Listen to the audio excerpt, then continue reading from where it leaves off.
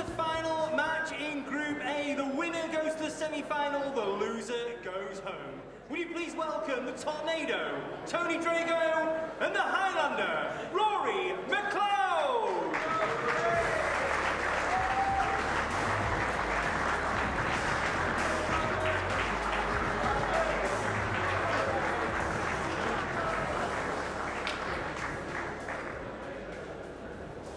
And on to our commentary team, 12-time women's champion of the world, Rhiannon Evans, is alongside legend John Virgo. Thank you, Rachel. Well, that was amazing, the last match. So what it shows is Rhiannon take nothing for granted. Jimmy just that one pot away from booking his place in the semi-final, and now it's all in the balance. But this one, we know what happens here. The winner's in the semi-final, as Phil Seymour says, the loser goes home. Yeah, and this is what's good about this last match. You know where you stand as soon as it's over. Obviously, you want the win. It's all to play for now.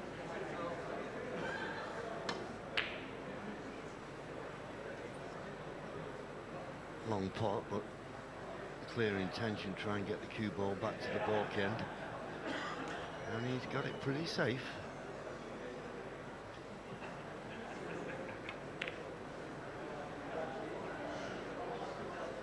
Overhit that slightly, did Tony.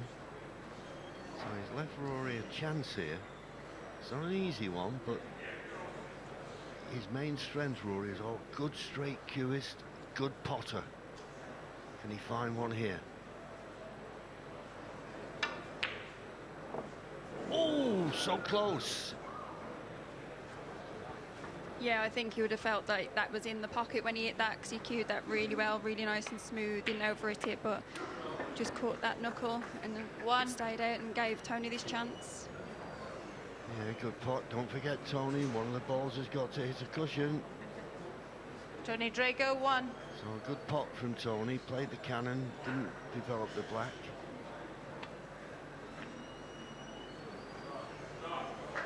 Well, that's worked out very nicely for Rory. A little tap on the table from Tony. I thought only plumbers could put taps on tables, but there you go. Snooker players of many talents.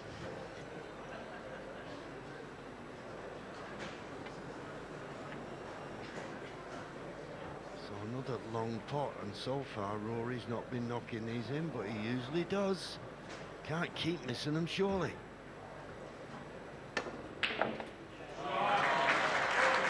Yeah, got that one, and he's on the green to the middle.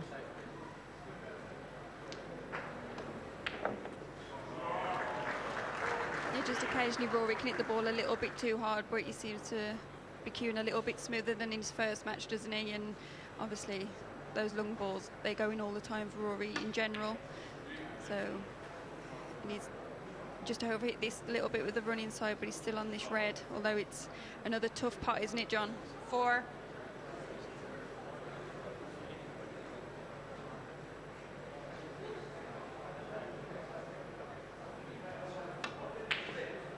Ooh, wow. That was a case of not hitting the cue ball in the middle. And remember, folks, if you don't hit it in the middle, it will not go where you're aiming it. Anybody hurt? Yeah, as Denny said earlier, he just gave that a bash.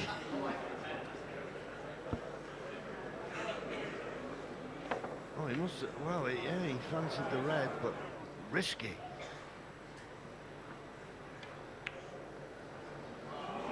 What's going on, John? I don't know. I'll get my cue out.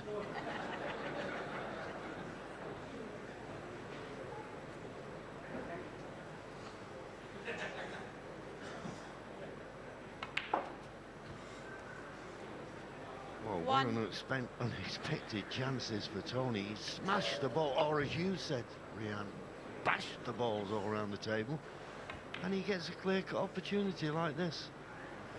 Amazing. Maybe you knew the plan all along. 4. But, yeah, he'll be delighted to have this chance, especially after that shot he played. 5. He controlled that quite well, has he? Has he stayed for the green? I think he has, the way he's walking round. Yeah, as you say, when a ball's close to the pocket, we always say it's never that easy to control the cue ball. Oh, what's he done? I think he played for the red close to the pink and he can't get through to it. 8. And the other red, well, has he made a mistake? Yeah, he didn't play for this red closest to the cue ball. Does it go? Only just. There's not a full pocket.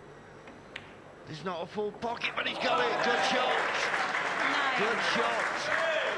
That was a great shot, even if you're without bridging over the brown. It's a tricky shot, but yeah, he cued that really well.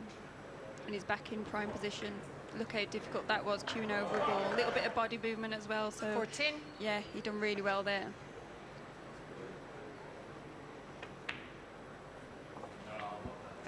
Yeah, just a word or two on Tony Drago. I remember when he first came over as an amateur from Malta, and he was playing in these amateur tournaments. They used to have the Willie Thorne Snooker Centre, and people used to say he was the best player they'd ever seen, 20. and certainly the quickest. And I always remember someone said he won 21. a best-of-7 match once in 40 minutes. Obviously, he won 4-0, but no, he's just lightning quick. And he'll forgive me for saying it's just that little bit of a temperament problem that stopped him reaching the very top of the game. Yeah, 26. he knows that himself, doesn't he? It's cost him many matches over the years, but what a talent. What a player to watch, especially as a neutral as well. I remember seeing him years ago in qualifying, and it was a similar sort of situation. I think he played a best-of-9 match, and it went 5-4, and I think it was about 2 hours long. It was incredible. Yeah, and it's people like this, you know, that, and we talk about Alex Higgins, we talk about Jimmy White, Ronnie O'Sullivan. They're the people who get. Oh well, I'm saying all. Tony I'm Drago, eulogising about me, 27. misses a blue like that. Unbelievable. Gets back to his seat with a 24-point lead, but it should have been a lot more. Yeah, that just sums Tony up, doesn't it? It's just that easy miss every now and again, and it costs 1. him. And you say, Rory didn't think he would get this chance, so what can you make the most of it now? Well, the green's the easier pot, but he's got to play the blue here. Thank you.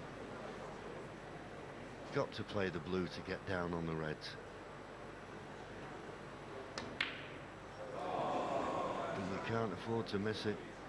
Rory McLeod, 1. Just get the feeling at the moment, Rianne, he's struggling with the shot clock. Just can't find a rhythm. He does tend to take his time anyway. He has a routine that he has to do, and it's obviously off-putting for him in this format, isn't it? And unless you get a good feeling straight away, it's hard to get 1. involved in this sort of snooker.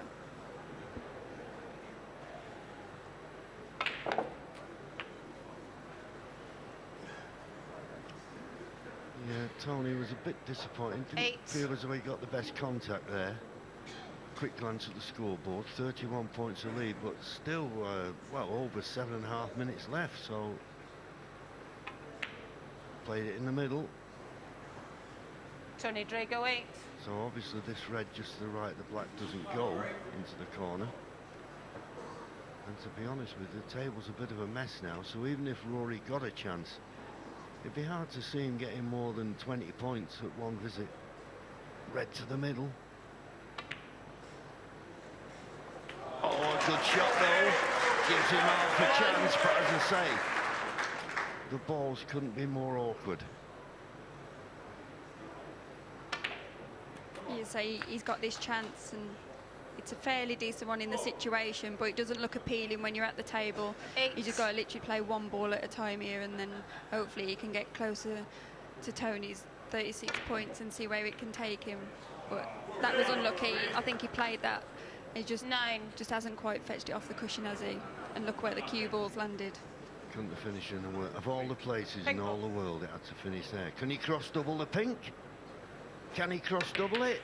He can, and he's got it! Oh, he's not the red in! Rory McLeod, Well, 9. that is so unlucky. Tony Drago, 6. The Ball in Highlander. hand. He'll be back, but maybe not in this match now, because of course Tony, with it being a foul shot, he gets to put the cue ball wherever he likes. That was unlucky. Great cross double, and unlucky to knock the red in. 1.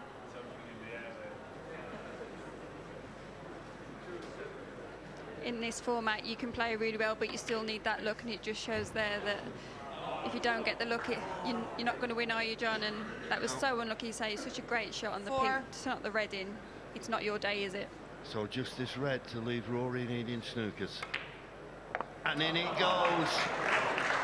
5. So Tony Drago will be staying, the Highlander going home.